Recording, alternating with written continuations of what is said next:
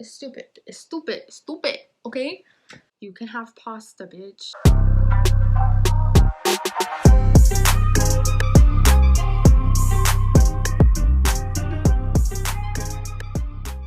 What up, y'all? It's Mary freaking Ann here, back with another video. I'm here with my chillin' shirt, cause you know we stay chillin' like villains.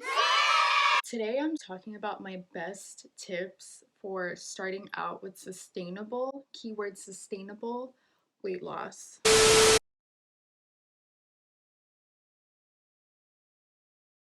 I think this is a very important topic that just definitely does not get talked about enough in the fitness and health space. The society is just so obsessed with fast results and instant gratification all the time. Lose 10 pounds in 3 days, get abs in a week, blah, blah, blah, blah, blah, blah, blah. Bullshit, bullshit, bullshit, bullshit. Okay, it's all bullshit. The best and the realest results are gonna come from a sustainable weight loss, not some quick fix, not some just drink water, not some egg fast, not some skinny tea, okay? You don't have to cut out carbs. You don't have to do a juice cleanse. You don't have to do this drastic shit. If you're new around here, I do come from a disordered eating background. Always struggled with yo-yo dieting. Definitely have gotten better with it. I finally lost 30 pounds by implementing these tips. Let's get started. So just quickly, I'm gonna gloss over this. It's the basics of weight loss. So you need to be in a calorie deficit. There are a lot of calculators online that will help you calculate your basal metabolic rate. Just put in your stats. The calorie deficit is the most important. The second most important thing is exercise. And then water, of course, will always just aid you, but honestly, it's not everything. But of course, it's always great to drink your water and stay hydrated. So the first main tip is to get your mindset right.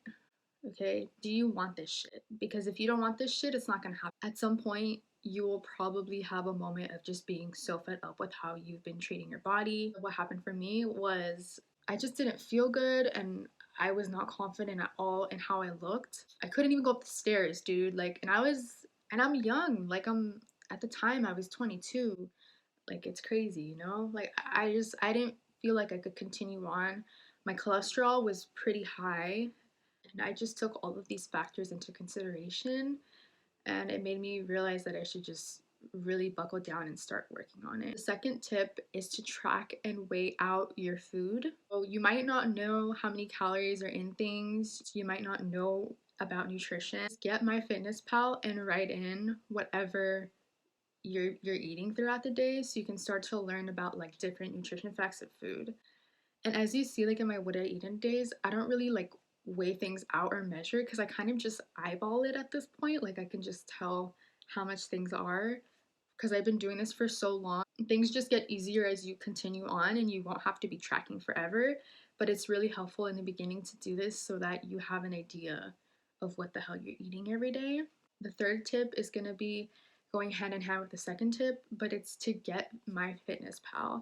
MyFitnessPal is just very helpful. It has all the macros of what you're eating, it has the calories, but you could also save your recipes on there so that you don't have to keep inputting it every single time. You could see your progress as you go on. Yeah, it's a very popular app, so I'm sure you know about that. But definitely, if you're just starting out, I think it's a very helpful tool. The fourth tip, and most important, I touched on this in my first video ever. I'll link it in the cards. Make and eat meals that you love, okay? Don't be eating chicken and broccoli. I'm sick of it. I don't want to see it. Like, unless if you really like that, but like, who wants to eat that every day? I don't. Like, I don't think you do. Let's be honest. Do you want mac and cheese or do you want chicken and broccoli? Because it's not me. I don't want that. So think about all of these things. What do you like? Look it up online. Mac and cheese, healthy. Make swaps. You know what to do. You got this. You got the tools. In the store, read your labels. All of the resources are online. You got this. And of course, I will be sharing all of my recipes that I've healthified. You can make any meal that you love healthier. Tip number 5, don't cut out food groups, aka carbs or fats. I definitely, this time around, what changed for me was that I didn't cut out carbs and I was just having everything in a balanced way. Unless if you have some sort of medical condition, totally understand, you do you. But if you're just cutting out carbs because you think that it's gonna make you lose more weight, bitch, it's not, okay? It's not gonna make you lose more weight. So it's gonna make you lose more water weight, but when you start to eat carbs again, it's all gonna fucking come back. So it's stupid, okay? It's stupid. It's stupid. It's stupid, okay? Like, don't be cutting out carbs. Like, keto is not the answer, sis. It's not. Like, if you just think it's the answer because it's all over the internet, it's not. And I'm gonna be making a keto video because, girl, I hate keto. Okay, I hate keto. But like, that's besides the point. Okay, it's just like I feel like I would just be like yelling for literally 15 minutes straight if I were to make that video, and that's why I haven't made it. You can have potatoes, you can have rice, you can have pasta, bitch. I swear, just portion it out and you'll be fine. Just try it for a couple of days and you'll see what I mean. You won't gain weight. You might feel a little bit bloated, but it's not weight, okay? Just make sure you're weighing your shit out and you're good, okay? This was like a key for what actually made me lose 30 pounds. It always comes down to the calorie deficit. Just keep that in your head. And of course, I'm just talking to the people that don't have any medical conditions and are good to go. So don't, if you have like diabetes or something, just do you, okay? Tip number 6, don't put yourself on a strict timeline. This is another thing that I see all the time and I used to do all the time. What changed for me this time was that I gave myself basically a year, to be honest. I'm not saying you have to be that drastic about it. This is reflecting Marianne here. I was just watching this video and this part, I wanted to add some things. In order to make this successful, for example, if you give yourself like 6 months, within those 6 months, you need to set smaller goals so that you could actually feel motivated and have some sort of urgency still to get to your goals. Plus, it'll be much easier to reach your goals when you're saying, oh, I just want to lose 5 pounds in a month versus like, fuck, I need to lose 100 pounds in 6 months. Like, that just sounds crazy. And this is literally how I did it. And the best way, I think, is just have a bigger end goal and time frame for yourself, and then just break it up into small chunks, and then you'll feel more accomplished when you reach those small goals and more likely to want to continue on and go on to the next one. Not putting yourself on this strict timeline actually allows you to focus more on fixing your patterns with food. If you are overweight or obese, you most likely have a disordered relationship with food.